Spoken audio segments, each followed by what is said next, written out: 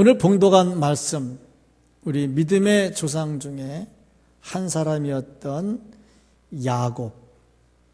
야곱으로 인해서 외삼촌 라반의 집이 큰 복을 받는 것을 볼 수가 있습니다.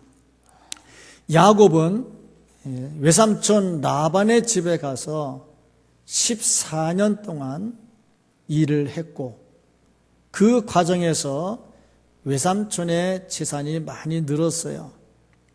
그리고 14년을 마치고 집으로 돌아가려고 할 때에 외삼촌이 가지 말라고 하면서 이제 흥정이 되지요.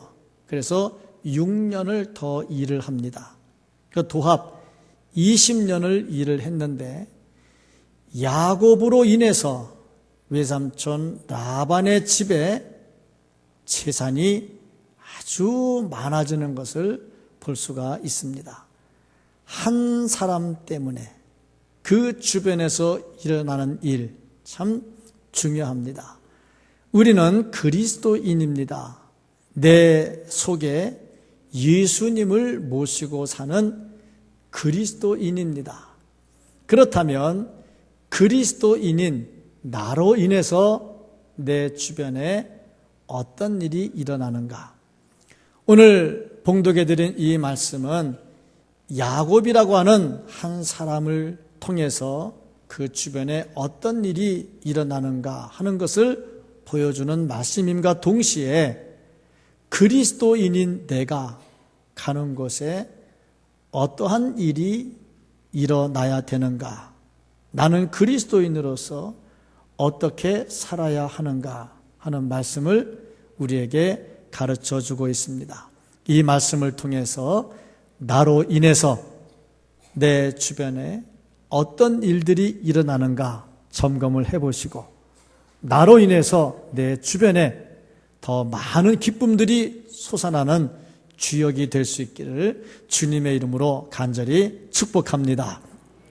이 말씀을 통해서 보면은 야곱으로 인해서 외삼촌 집에 어떤 일이 일어났는가, 그 좋은 일이 일어나는 첫 번째 비결을 성실한 삶에 두고 있습니다.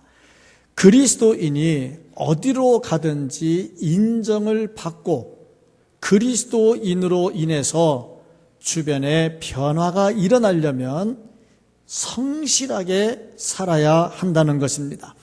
오늘 봉독한 말씀 29절 말씀을 보면 이렇게 기록이 되어 있습니다. 야곱이 그에게 이르되 내가 어떻게 외삼촌을 섬겼는지, 어떻게 외삼촌의 가축을 쳤는지 외삼촌이 아시나이다. 성실하다 하는 이 말은 내가 성실합니다, 그래서 증명이 되는 게 아닙니다. 성실하다는 말은 다른 사람이 나를 인정해 줄 때 성립이 되는 겁니다. 그러니까 야곱이 자기 외삼촌하고 대화하면서 저는 성실하게 했습니다, 저는 열심히 했습니다, 그렇게 말하지 않고요, 내가 어떻게 했는지 외삼촌이 다 알고 계시지 않습니까? 하는 이 말은 그만큼 성실하게 맡은 일을 잘했다는 겁니다. 성실하게 하는 것은 단순히 의무 때문에 하는 것은 아닙니다. 그런데 우리가 알아야 될 것은 남들이 안 하는 거, 인정해 주지 않는 거 성실하게 하는 거 그렇게 쉽지 않다는 거예요. 남들이 인정해 주고 칭찬해 주면 성실히 하는 것도 힘이 나서 합니다. 그러나 인정해 주지 않을 때 성실하게 하는 것은 참 힘듭니다. 특별히 야곱이 외삼촌 라반의 집에서 20년을 하는데 얼마나 성실하게 했는지 몰라요. 그런데 외삼촌 라반은 야곱을 어떻게 대해 주었느냐? 매번 속이고 또 속이고 야곱을 자기 사위로 인정하지 않고 종 취급을 했습니다. 창세기 31장 43절을 보면 라반이 야곱에게 이렇게 말합니다. 다 내 딸이고 자식들은 내 자식이고 양들은 다 내 양이다 하고 말을 해요. 이 말이 무슨 의미가 있느냐면 출애굽기 21장 4절부터 6절까지 말씀을 보면 종이 가지고 있는 처자식, 종이 가지고 있는 재산은 다 누구 거냐면 주인 겁니다. 그러니까 외삼촌 라반이 야곱에게 한 말, 다 내 딸들이고 다 내 자식들이고 다 내 양떼고 내 소떼다 하는 말은 뭐냐면 너는 우리 집에 종에 지나지 않는다 하는 거예요. 그러니까 야곱은 외삼촌 라반의 집에서 대접을 받지 못하고 살고 있었다는 겁니다. 자기를 대접해 주는 곳에서 성실하게 하는 것은 얼마든지 할 수가 있어요. 그러나 자기를 대접해 주질 않습니다. 성실하게 해도 대접해 주질 않습니다. 오늘 봉독한 말씀 25절 말씀을 보면 라헬이 요셉을 낳았을 때에 야곱이 라반에게 이르되 나를 보내어 내 고향 나의 땅으로 가게 하시되 하고 말을 합니다. 야곱이 삼촌에게 뭐라고 말하냐면 나로 하여금 돌아가게 해 주십시오 하고 말을 해요. 왜 이런 말을 하느냐면 이미 자기가 삼촌 조카 지간이라면 거기서 일하다가 마음에 안 맞으면 나 가겠습니다. 그럼 나와버리면 끝입니다. 그런데 왜 나로 하여금 돌려보내주셔서 내가 돌아가게 해주세요 하고 허락을 만나면 완전히 자기 자신도 종생활하고 있다는 것을 이야기하고 있는 거죠. 그러니까 이렇게 자기를 종 취급하면서 14년 동안 일하는 동안에 얼마나 많이 속였는지 품삯을 주기로 해놓고 10번이나 거짓말을 합니다. 심지어 결혼을 시키는데 신부까지 바꿔치기를 해요. 엄청나게 속고 살았습니다. 창세기 31장 15절 말씀을 보면 딸을 줄 때 돈 바꿔줘요. 돈으로 딸을 팔았다 이 말입니다. 창세기 31장 27절을 보면 야곱에게 갖은 거짓말을 다 합니다. 이렇게 성실하지 못하고 거짓된 사람 밑에서 어떻게 성실하게 일할 수가 있겠는가? 그러나 중요한 것은 주변을 변화시키려면 나로 인해서 주변에 변화가 일어나게 하려면 어떤 상황이 되었든 주변이 나에게 어떻게 하든 상관없이 성실하게 일해야 된다는 겁니다. 그래야 나로 인해서 주변에 변화가 일어나요. 그러면 그리스도인들이 온갖 죄악에 물든 세상에서 어떻게 해야 성실하게 일할 수가 있을까? 그렇게 하려면요, 돈을 초월해야 돼요. 돈을 초월하지 않으면 악덕 기업주 밑에서 성실하게 일할 수 없지요. 내가 열심히 벌어봤자 이 돈 다 악덕 기업주한테 다 돌아가면 악한 일에 쓸 것밖에 더 있냐? 내가 뭐하러 성실하게 일할 것이냐? 그렇게 되겠죠. 그런데 야곱을 가만히 보면 돈을 초월한 사람은 아니에요. 왜냐하면 나중에 삼촌하고 흥정하는데 삼촌 거 다 속여서 다시 빼앗아 버려요. 이거 보면은 그렇게 돈에 깨끗한 사람은 아닌 것 같아. 그러면 야곱은 무엇 때문에 이렇게 성실하게 살 수가 있었을까? 그 답이 있다면 창세기 28장 이하에 나오는 하나님과의 만남입니다.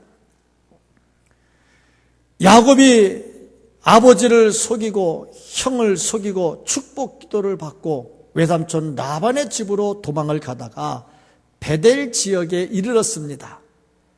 베델 지역에서 돌을 베개 삼고 이슬을 이불 삼아 하늘을 지붕 삼아 잠을 자다가 꿈을 꾸는데 밤에 환상이 나타납니다. 하늘에서 사닥다리가 내려오고 천사들이 오르락 내리락 합니다. 그 와중에 하나님께서 야곱에게 말씀을 하십니다. 내가 어디로 가든지 너를 지켜주고 너와 함께 하고 내가 다시 올 때까지 너를 보호해 주리라. 하나님께서 자기와 함께 한다는 사실을 분명하게 알았어요. 자기를 속이는 삼촌을 보는 게 아니라 그 뒤에서 자기와 함께 하시고 자기를 지켜주시는 하나님을 보는 겁니다. 우리가 이 험난한 세상에서, 죄 많은 세상에서, 온갖 부조리가 들끓는 세상에서 그리스도인으로 성실하게 살 수 있는 비결이 뭐냐? 세상을 보면 할 수가 없어요. 그러나 이 세상에 여전히 함께 하시고 여전히 나와 함께 하시고 나를 인도하시는 하나님을 바라볼 때 성실하게 살 수가 있고, 그때 내 자신의 신앙이 성장이 되고 성숙이 되면서 그런 내 모습을 보고 주변 사람들이 영향을 받을 것이고 그들이 하나님께로 돌아오게 될 겁니다. 그래서 내가 주변에 나로 인하여서 변화를 일으키려면 세상을 보지 말고 나와 함께 하시는 하나님을 보고 살아야 합니다. 아울러서 야곱이 이렇게 삼촌집에 영향을 미칠 수 있었던 또 한 가지 비결이 뭐냐면 희생이라고 하는 겁니다. 이 성실함 뒤에 따라오는 것은 희생이고 헌신입니다. 창세기 31장 38절로 42절까지 말씀을 보면 이렇게 기록이 되어 있습니다.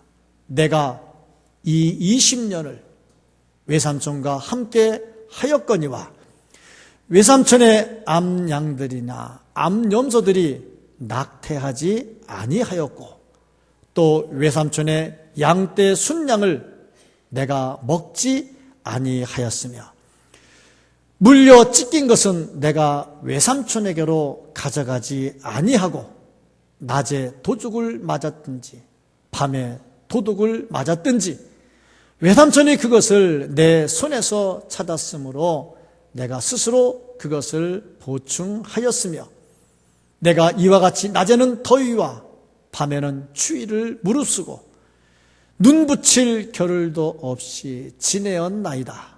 내가 외삼촌의 집에 있는 이 20년 동안 외삼촌의 두 딸을 위하여 14년, 외삼촌의 양떼를 위하여 6년을 외삼촌에게 봉사하였거니와 외삼촌께서 내 품삯을 10번이나 바꾸셨으며 우리 아버지의 하나님 아브라함의 하나님 곧 이삭이 경외하는 이가 나와 함께 계시지 아니하였더라면 외삼촌께서 이제 나를 빈손으로 돌려 보내셨으리다마는 하나님이 내 고난과 내 손의 수고를 보시고 어젯밤에 외삼촌을 책망하셨나이다. 야곱의 고백입니다. 여기에 보면요, 추위에 떨고 더위에 고생하고 잠자지 못하고 찢겨 죽은 거 있으면 다 배상해내야 되고 도둑 맞은 거 있으면 다 배상해야 되고 하면서 엄청난 고생을 했던 것을 고백을 하고 있습니다. 우리가 예수님의 비유 가운데 5달란트, 2달란트, 1달란트 받은 사람의 비유를 들을 때 착각하기 쉬운 게 하나가 있습니다. 남겼기 때문에 칭찬을 받았다. 그러면 성경을 잘못 본 겁니다. 남겼기 때문에 칭찬을 들은 게 아니라 열심히 헌신하고 희생한 것 때문에 칭찬을 들은 겁니다. 제가 교회 사역을 하면서 쭉 관찰한 바에 의하면 주일학교를 맡겨놨어요. 반을 맡았어요. 교사가 열심히 헌신하고 희생하면 그 반이 부흥되는 걸 보았고, 찬양대를 맡겨놨어요. 열심히 헌신하면 그 찬양대가 부흥하는 것을 보았고, 구역을 맡겨놨어요. 열심히 헌신하고 희생하면 구역이 부흥하는 것을 봤고, 어느 부서나 다 마찬가지입니다. 내가 그만큼 열심을 내어서 헌신하고 희생할 때에 주변에 변화가 일어나는 것을 볼 수가 있었습니다. 그러므로 나로 인하여 내 주변에 뭔가 변화가 일어나기를 원한다면 철저하게 희생하고 헌신을 해야 합니다.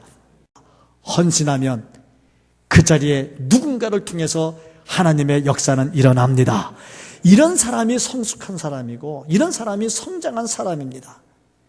이런 모습으로 주변을 변화시키고 나로 인하여 주변에 변화가 일어나게 할 수 있는 성도들 되기를 주의 이름으로 축복합니다. 자, 세 번째가 있습니다. 이것은 첫 번째, 두 번째보다 더 중요한 거예요.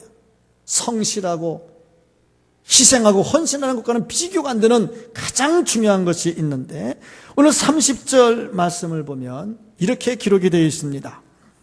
내가 오기 전에는 외삼촌의 소유가 적더니 번성하여 때를 이루었으니 내 발이 이르는 곳마다 여호와께서 외삼촌에게 복을 주셨나이다. 내가 올 때 외삼촌은 가진 게 별로 없었어요.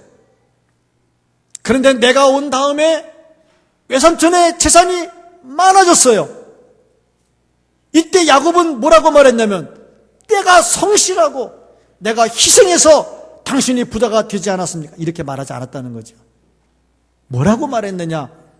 내 발이 가는 곳에 여호와께서 외삼촌에게 복을 주셨나이다. 여호와께서 주셨다는 거예요. 여호와께서.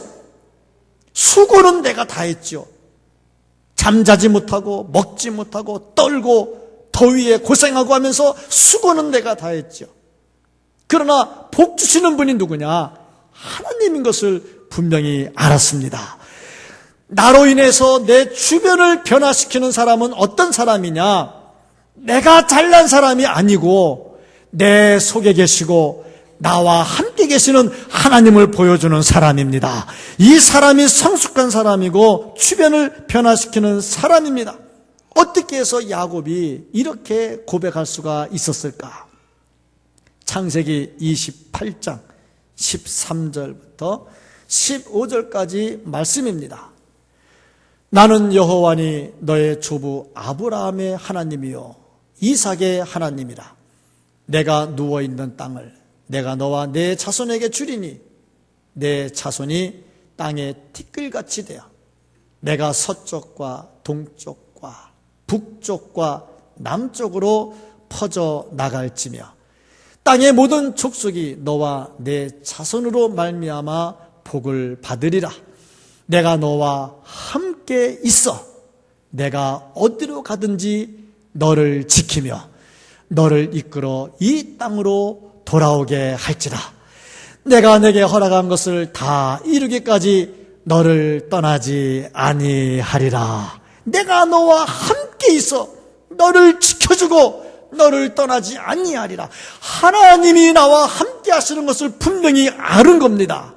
그러니까 내 자신이 흔들리지 않고 주를 위해서 헌신할 수 있었고 형통의 길을 걸어갈 수가 있었던 겁니다. 형통의 비결이 뭐냐? 성숙의 비결이 뭐냐? 성장의 비결이 뭐냐? 하나님이 나와 함께 하시는 겁니다. 요셉도 종으로 팔려갔지만 하나님이 함께 하셨기 때문에 감옥 속에 있다가도 총리로 발탁이 됩니다. 하나님이 함께 하셔야 되는 것이지 내가 한다고 되는 게 아니라는 말입니다. 그러면 우리가 생각할 때 진짜 형통하는 게 뭘까?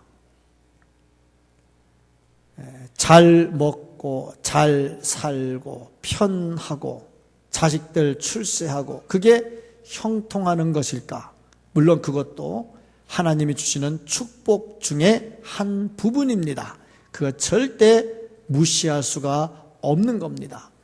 그런데 하나님께서 주신 축복이라 할지라도 이것 때문에 하나님을 떠나고 이것 때문에 하나님과 관계가 멀어져서 마지막에 지옥으로 떨어져 버린다면 이건 축복이 아니라 저주가 됩니다. 그래서 그리스도인들이 말하는 진정한 형통이라고 하는 것은 궁궐이 되었던, 초가집이 되었던, 빈들이 되었던 상관없이 하나님이 나와 함께 한다면 그것이 바로 형통이 된다는 말씀입니다. 왜냐하면 하나님은 천지를 주관하신 분이시고 다스리시는 분이시고 모든 능력을 가지고 계신 분입니다. 그래서 그 하나님이 나와 함께 계시면 지금 불가능이 가능으로 바뀌게 되고 지금 안 되는 것이 되는 것으로 바뀌게 됩니다. 그래서 하나님이 함께 하시는 그 자체가 나에게는 형통이 되는 겁니다. 야곱이 외삼촌 집에 가서 그렇게 성실하게 했고 희생하며 헌신하며 했지만 그에게 남는 것은 아무것도 없었어요. 무일푼이었습니다. 그러나 하나님이 그와 함께 하시기 때문에 삼촌 라반에게 필요한 사람이 되었고 인정받는 사람이 되었다, 이 말씀입니다. 중요한 것은 하나님이 함께 하는 겁니다. 다니엘은 사자굴 속에 던져졌습니다. 인간적으로 보면 저주입니다. 그러나 그곳에 하나님이 함께 하셨습니다. 축복으로 바뀌었지요. 다니엘의 세 친구들 풀무불 속에 던져졌습니다. 인간적으로 보면 저주입니다. 그러나 하나님이 함께 하셨습니다. 그것이 축복의 장소가 되었던 거죠. 우리 이 눈을 뜰 수 있어야 돼요. 이 눈을 못 뜨면 세상 사람들과 똑같은 생각을 가지고 똑같이 삽니다. 그러나 이 눈을 뜨면 신령한 세계가 보이고 신령한 세계가 보이면 영적으로 성장하고 성숙할 수 있게 됩니다. 이 사람이 진짜로 주변을 변화시키는 사람이요, 이 사람이 진실로 나로 인하여 내 주변에 하나님의 역사가 일어났다고 고백을 할 수 있는 사람입니다. 그렇다면 내 속에 하나님이 계시는가?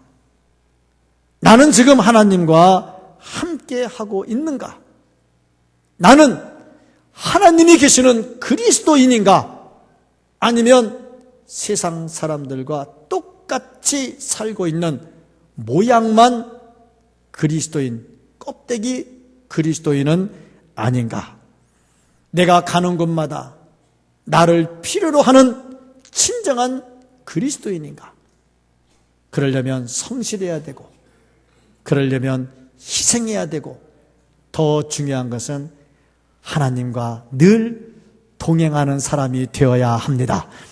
나사로 까닭에 수많은 사람이 죽게 돌아옵니다. 바울로 인하여서 수많은 사람들이 하나님께로 돌아옵니다. 그렇다면 예수를 모시고 사는 나로 인해서 내 주변에 어떤 일이 일어나는가? 예수님으로 인해서 내 자신이 더 성숙해지고 내 주변을 예수께로 인도할 수 있는 성도들이 되어야 합니다. 어디를 가든지 좋아하는 단계를 지나서 사랑하는 단계를 지나서 필요한 단계, 어디를 가든지 필요한 그리스도인으로, 성숙한 그리스도인들로 살아갈 수 있기를 예수님의 이름으로 간절히 축복합니다.